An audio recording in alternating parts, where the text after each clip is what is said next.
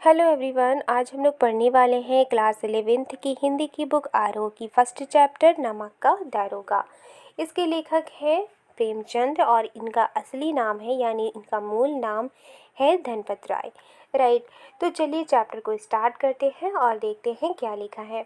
इसमें लिखा है, जब नमक का नया विभाग बना यानी जब नमक की नई डिपार्टमेंट बनी और ईश्वर प्रदत्त वस्तु के व्यवहार करने का निषेध हो गया।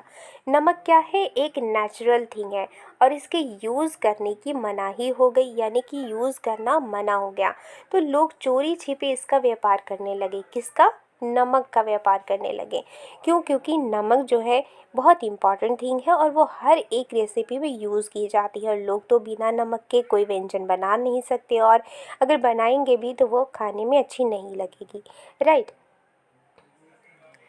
अनेक प्रकार के छल प्रपंचों का सूत्रपात हुआ। अब लोग जब चोरी छिपे इस नमक का व्यापार करने लगे तो बहुत सारे धोखाधड़ी की शुरुआत हो गई। कोई घूस से काम निकालता था तो कोई चालाकी से काम निकालता था। अधिकारियों के पौ बारह थे यानी अधिकारियों के मज़े ही मज़े थे। पटवारीगिरी का सर्व सम्मानित पद छोड़ छोड़कर लोग इस विभाग की बरकंदाजी करते थे। पटवारीगिरी क्या होता है? यानी जो ज़मीन के बारे में जानकारी रखते हैं, राइट, उनका हिसाब किताब रखते हैं, उन्हें पटवारी कहा जाता है और इस काम को पटवारीगिरी कहा जाता है। तो वो भी क्या है? एक सर्व सम्मानित पद था। राइट, लेकिन उस सर्व सम्मानित पद को भी लोग छोड़ छोड़कर इस विभाग यानी नमक के जो नई डिपार्टमेंट बनी थी उस विभाग की बरकंदाजी करते थे यानी चौकीदारी करते थे। इसके दारोगा पद के लिए तो वकीलों का भी जी ललचाता था यानी ये एक ऐसा पद था जिसमें वकीलों का भी जी ललचाता था। वो भी सोचते थे कि उन्हें ये पद मिल जाए। क्यों? क्योंकि हम जैसा पढ़ चुके हैं कि ये जो व्यापार था वो चोरी छिपे किया जा रहा था और लोग इसको क्या करते थे यानी उन्हें तो नमक चाहिए चाहिए थे। तो जो भी चौकीदारी करते थे वो घूस लेकर उन्हें नमक दिया करते थे जिससे कि उन्हें अलग से इनकम होती थी। राइट, और इसलिए वकील भी सोचते थे कि ये दारोगा पद जो है उन्हें भी मिले। राइट, ये वो समय था जब अंग्रेजी शिक्षा और ईसाई मत को लोग एक ही वस्तु समझते थे यानी कि अंग्रेजी शिक्षा को और ईसाई के विचारों को लोग एक ही चीज़ समझते थे। फारसी का प्राबल्य था। फारसी भी अच्छी थी, फारसी भी बोली जाती थी, फारसी का भी बोलबाला था। तो प्रेम की कथाएं और श्रृंगार रस के काव्य पढ़कर फारसीदा लोग सर्वोच्च पदों पर नियुक्त हो जाया करते थे।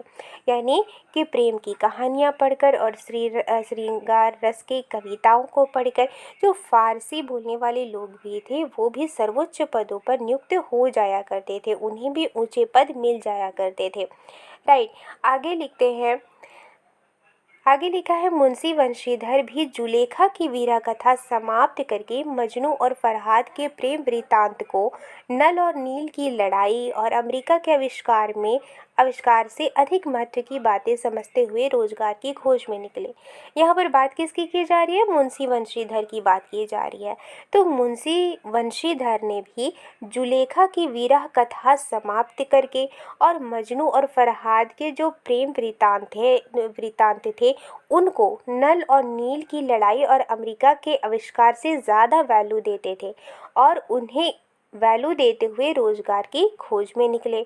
उनके पिता एक अनुभवी पुरुष थे, उनके पिता को एक्सपीरियंस था। तो वो समझाने लगे और कहने लगे, बेटा घर की दुर्दशा देख रहे हो यानी घर के हालात तो तुम देख ही रहे हो। ऋण के बोझ से दबे हुए हैं यानी कर्ज की बोझ से दबे हुए हैं।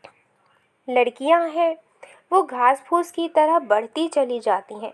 मैं कगारे पर का वृक्ष हो रहा हूँ यानी मैं बूढ़ा हो रहा हूँ, ना मालूम कब गिर पड़ूं। अब तुम ही घर के मालिक मुख्तार हो। तो वो क्या कह रहे हैं कि मैं बूढ़ा हो रहा हूँ, ना मालूम कब गिर पड़ूं। अब तुम ही घर के मालिक हो। नौकरी में ओहदे की ओर ध्यान मत देना यानी कि जब नौकरी मिले तो उसमें पोस्ट की तरफ ध्यान मत देना, यह तो पीर का मज़ार है। निगाह चढ़ावे और चादर पर रखनी चाहिए यानी जो काम तुम कर रहे हो उसमें तुम्हें चढ़ावे और चादर पर रखनी चाहिए। यानी उनका कहना था कि अगर कोई घूस भी दे तो भी तुम्हें ले लेना चाहिए। ऐसा काम ढूंढना जहाँ कुछ ऊपरी आय हो। अब वो अपने बेटे को क्या समझा रहे हैं कि तुम ऐसा काम ढूंढना जहाँ पर अलग से इनकम हो।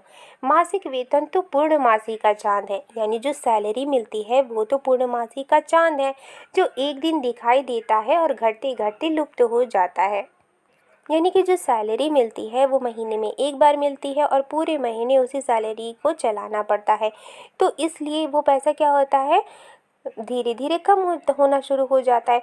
तो इसलिए उनके पिता क्या कह रहे हैं कि मासिक वेतन यानी जो सैलरी है वो पूर्णमासी का चांद है, जो एक दिन दिखाई देता है, यानी मिलती तो एक दिन है और घटते घटते लुप्त हो जाती है। ऊपरी आय बहता हुआ स्रोत है, यानी जो एक्स्ट्रा इनकम है वो हमेशा आती रहती है, जिसे सदैव प्यास बुझती है। वेतन मनुष्य देता है, इसी से उसमें वृद्धि नहीं होती। अब वो क्या कह रहे हैं अपने बेटे को, वो कह रहे हैं कि वेतन तो इंसान देता है, इसी से उसमें वृद्धि नहीं होती, इसी से उसमें बरकत नहीं होती। ऊपरी आमदनी ईश्वर देता है। अब वो समझा रहे हैं कि जो एक्स्ट्रा इनकम होती है वो ईश्वर देता है, इसी से उसमें बरकत होती है। राइट। तुम स्वयं विद्वान हो, यानी तुम खुद ही समझदार हो, तुम्हें क्या समझाओ।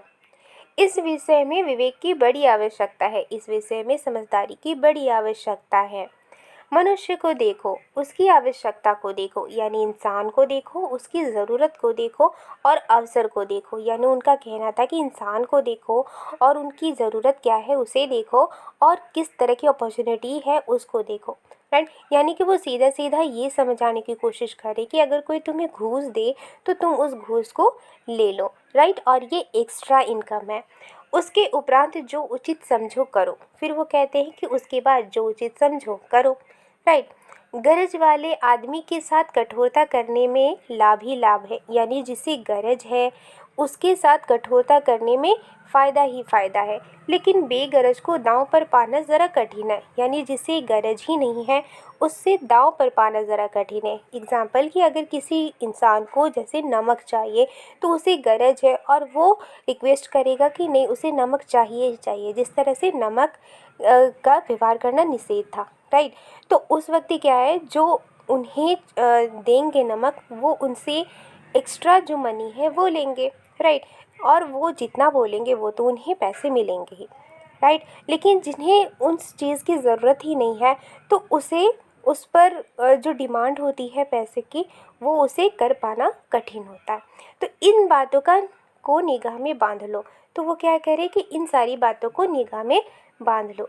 ये मेरी जन्म भर की कमाई है, यानी कि ये मेरी जन्म भर की कमाई मतलब क्या बोल रहे हैं वो, कि ये उनकी एक्सपीरियंस है। राइट। आगे कह रहे हैं कि इस उपदेश के बाद पिताजी ने आशीर्वाद दिया। अब उनके पिताजी ने इतना समझाया और उसके बाद उन्हें आशीर्वाद दिया। वंशीधर आज्ञाकारी पुत्र थे। ये बातें ध्यान से सुनी और तब घर से चल खड़े हुए। उन्होंने वंशीधर ने क्या किया, उनके अपने पिताजी की बातों को ध्यान से सुना और तब घर से वो चल पड़े। इस विस्तृत संसार में उनके लिए धैर्य अपना मित्र, बुद्धि अपनी पथ प्रदर्शक और आत्मावलंबन ही अपना सहायक था। लेकिन अच्छे शकुन से चले थे। जाते ही जाते नमक विभाग के दारोगा पद पर प्रतिष्ठित हो गए। लेकिन उनकी लक अच्छी थी और जैसे ही गए वो तो उन्हें दारोगा पद मिल गया। वेतन अच्छा था और ऊपरी आय का तो ठिकाना ही नहीं था। वृद्ध मुंशी जी को सुख संवाद मिला।